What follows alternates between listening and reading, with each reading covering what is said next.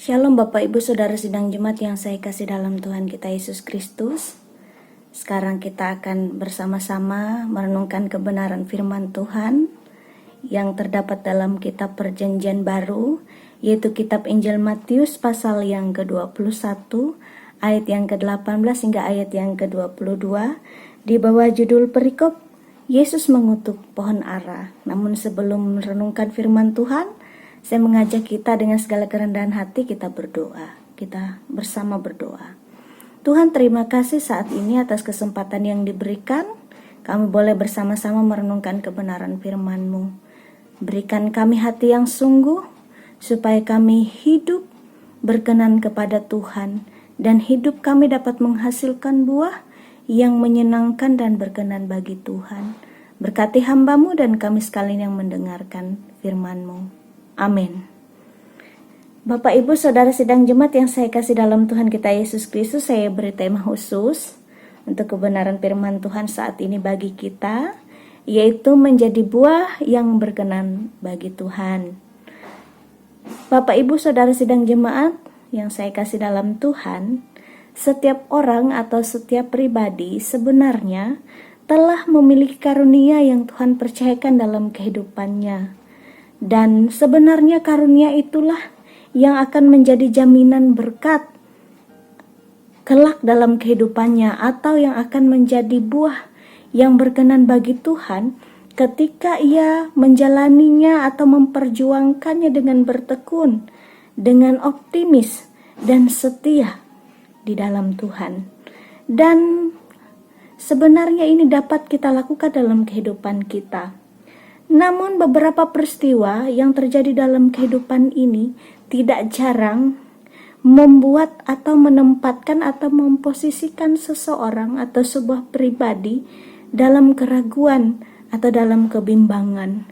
Dan saat ragu dan bimbang inilah sebenarnya kita atau seseorang atau sebuah pribadi telah ditempatkan pada sebuah pilihan atau diposisikan dalam pilihan, apakah kita memilih maju atau mundur, memilih terus, melangkah atau berpaling, memilih berjuang atau menyerah, memilih memperbaiki diri atau justru menghancurkan hidup kita, atau menghasilkan buah, atau kita lebih memilih tidak menghasilkan buah sama sekali dari perbendaharaan hidup kita. Nah, tindakan Tuhan Yesus terhadap pohon ara juga merupakan tindakan Tuhan dalam kehidupan kita. Tindakan Yesus terhadap pohon ara yang tidak berbuah ini juga menggambarkan tindakan Tuhan yang begitu tegas dalam kehidupan kita dan di atas setiap pilihan hidup kita. Dan saat hidup kita tidak menghasilkan buah, sementara kita telah memiliki karunia dari Tuhan dan kesempatan dari Tuhan untuk berbuah, tetapi kita tidak menghasilkan apapun dari kehidupan kita dan bahkan menyia-nyiakan kesempatan yang Tuhan percayakan untuk menghasilkan buah yang menyenangkan hatinya, maka pada saat itulah Tuhan menjadi tidak berkenan dalam kehidupan kita dan tidak lagi berkenan atas hidup kita, dan Tuhan tidak membiarkan kita mengecewakannya. Oleh sebab itu Bapak Ibu Saudara sidang jemaat yang saya kasih dalam Tuhan kita Yesus Kristus, Tuhan Yesus juga memperingatkan murid-murid pada saat itu dan juga memperingatkan kita sekalian pada saat ini melewati kebenaran firman-Nya. Tuhan ingin kita sekalian untuk tidak bimbang dan tidak ragu saat menjalani kehidupan ini. Mari kita menjalaninya dengan kepercayaan kepada Tuhan, dan kita terus memilih untuk tetap optimis saat berhadapan dengan perkara-perkara hidup. Itu yang Tuhan inginkan dalam hidup kita. Tuhan menjamin bahwa tidak ada hal yang tidak dapat diatasi, tidak ada hal yang tidak dapat kita taklukkan ketika kita hidup penuh dengan iman dan percaya kepada Tuhan.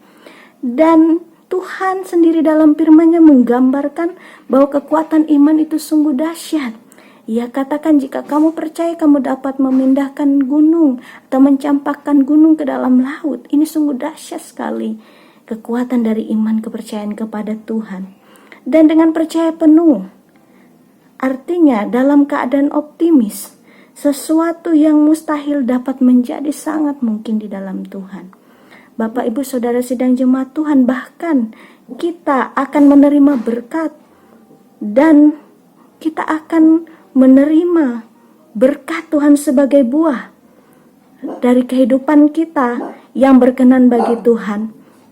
Apa yang kita minta dalam doa dengan penuh kepercayaan kepada Tuhan, maka kita akan menerimanya di dalam Tuhan.